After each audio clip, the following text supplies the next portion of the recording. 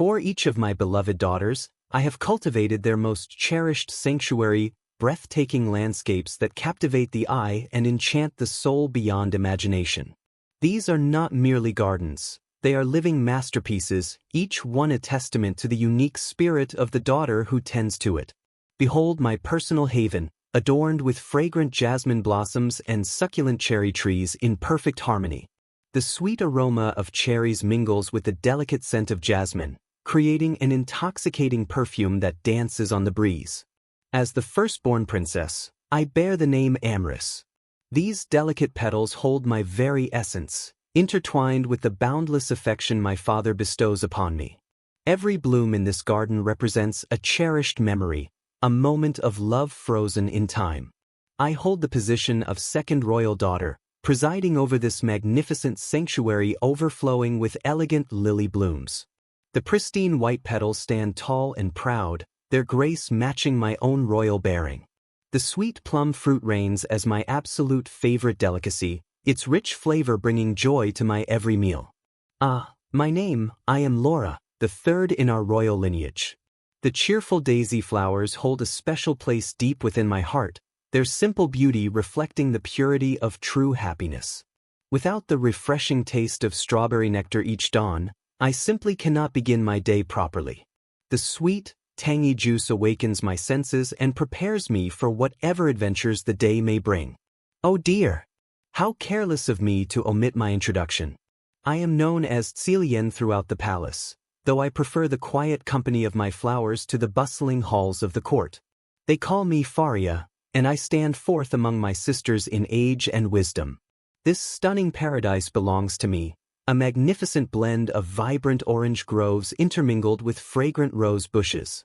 The citrus scent combines beautifully with the romantic perfume of roses, creating an atmosphere that is both invigorating and soothing.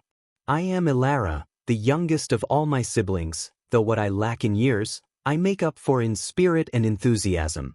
My enchanted garden overflows with calming lavender in every direction, the purple waves swaying gently in the wind.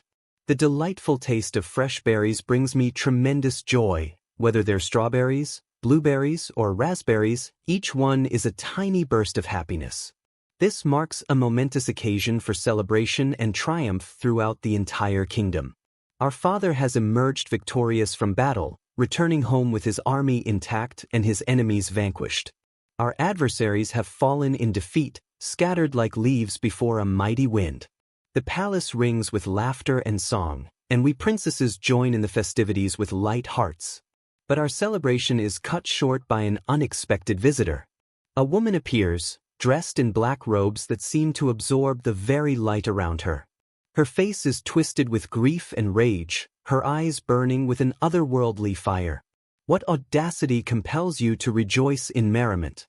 My precious child has perished in this senseless war, taken from me by your father's sword, yet you dare to celebrate?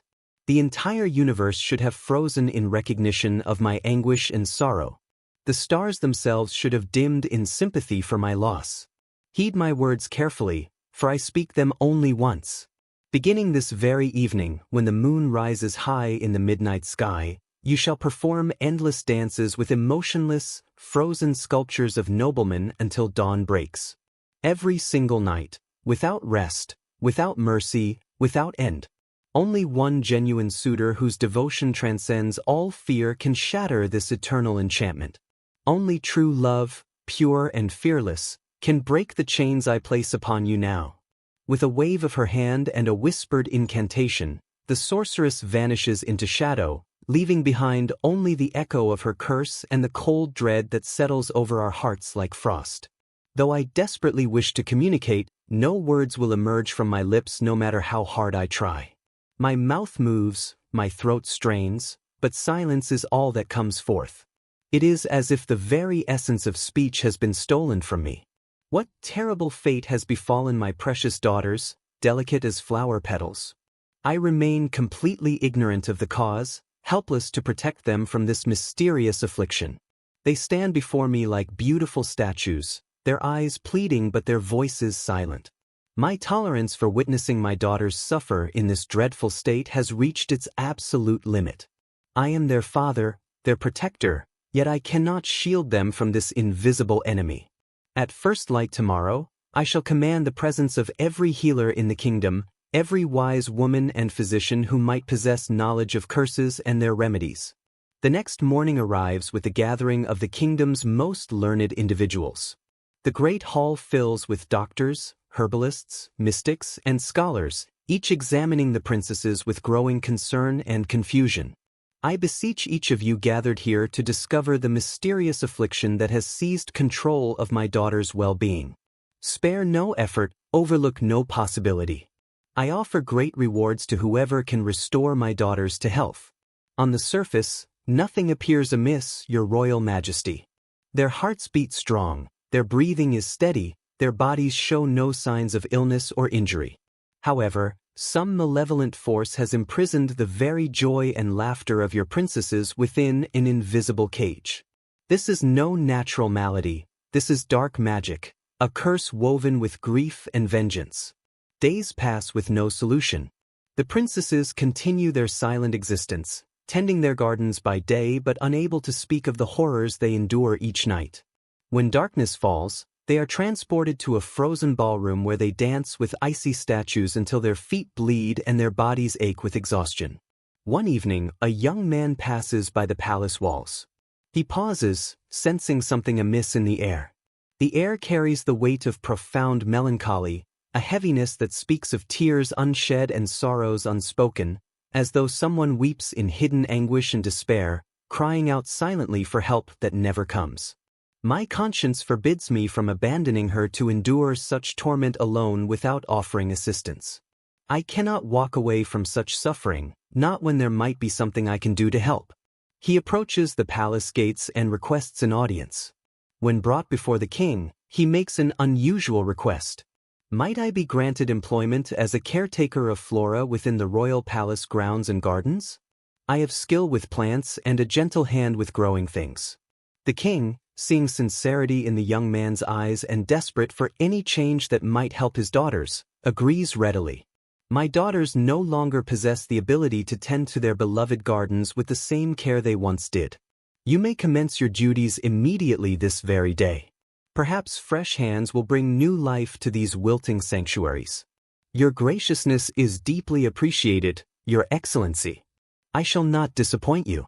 The young gardener begins his work, and it is not long before he encounters the eldest princess in her cherry and jasmine garden.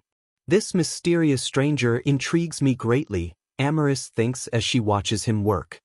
His gaze penetrates with remarkable depth and intensity, as if he sees beyond the surface of things to the truth beneath. Yet I remain powerless, trapped without voice or freedom to tell him of my plight. Days pass, and the gardener proves himself skilled and observant. One afternoon, he approaches Princess Amarys as she sits among her flowers, her expression distant and melancholy.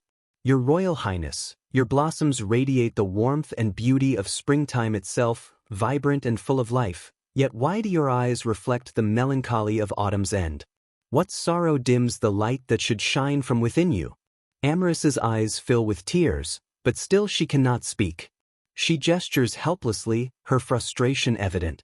Certain sorrows defy verbal expression and cannot be shared with others through mere words. Such burdens must be confronted in solitary battle, fought alone in the darkness of one's own heart. The gardener steps closer, his voice gentle but firm with determination. Then grant me permission to accompany you on this difficult journey. Allow me to bear witness and share in your suffering. No one should face such darkness alone. Amarys stares at him in wonder, her eyes asking the question her lips cannot form. What motivates this profound concern you demonstrate toward my welfare and happiness? You do not know me, yet you offer such kindness. The gardener's expression softens, a slight smile touching his lips. My ears perceived your sorrow long before my eyes ever beheld your face and form. I heard you crying in the night, felt your pain calling out across the distance. How could I ignore such a plea? Amarys feels something stir in her heart, a warmth she has not felt since the curse began. But as the sun begins to set, panic fills her eyes. The hour grows late, and I must take my leave immediately. She gestures frantically toward the palace, conveying urgency without words. The mystery surrounding the princess's condition must be unraveled. I am determined to discover the truth behind her affliction, no matter what it takes. That night, the gardener conceals himself in the palace, following the princesses from a distance. He watches as they rise from their beds, moving as if in a trance, and descend a hidden staircase he has never seen before. How foolish of me! I have left my reading book abandoned somewhere within the garden pathways. This excuse allows him to be in the corridors without suspicion as he trails the enchanted princesses. He follows them down, down, down into a vast underground chamber.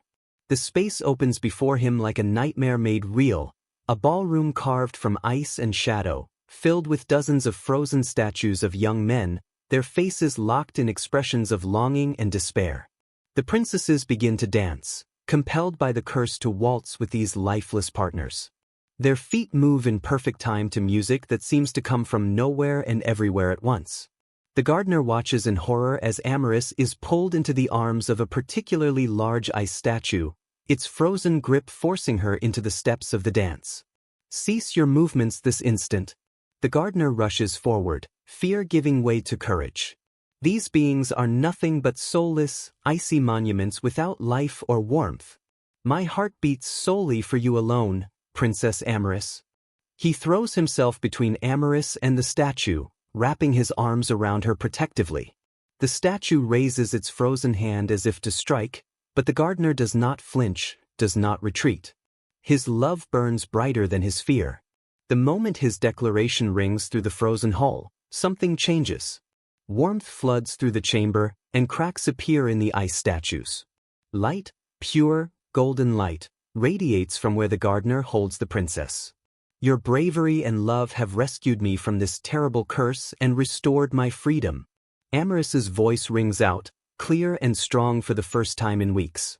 The ice statues shatter into 1,000 glittering pieces, melting into water that evaporates into mist.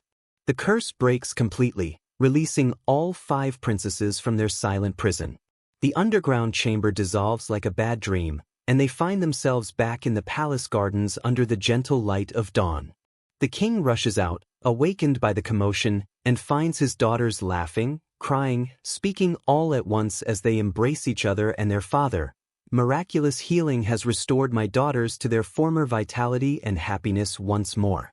Thank the heavens. And thank this brave young man whose fearless love broke the enchantment. The kingdom celebrates for days, and the gardener, revealed to be a prince from a neighboring land who had been searching for a way to help after hearing rumors of the curse, asks for Amorous's hand in marriage. She accepts joyfully. And so, true love triumphs over dark magic, courage overcomes fear, and the gardens bloom more beautifully than ever before. Farewell.